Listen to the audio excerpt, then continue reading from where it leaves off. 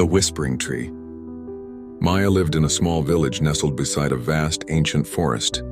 Everyone in the village believed the forest was magical, especially a particular old banyan tree with roots that touched the sky and branches that seemed to whisper secrets. They called it the Whispering Tree.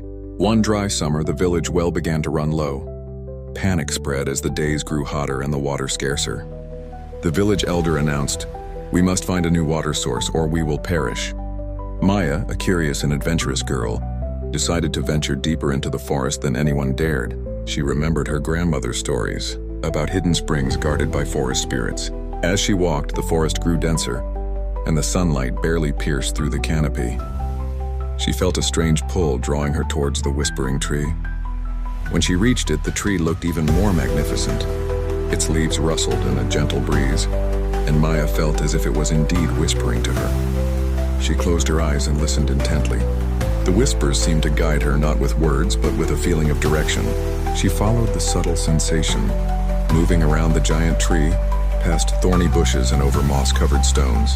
Eventually, she arrived at a small hidden clearing. In the center, almost completely concealed by ferns, was a bubbling spring, its water crystal clear and cool. Maya rushed back to the village, her heart pounding with excitement.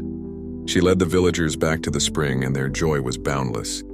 The village was saved. From that day on, Maya became known for her courage and her ability to listen to the whispers of nature.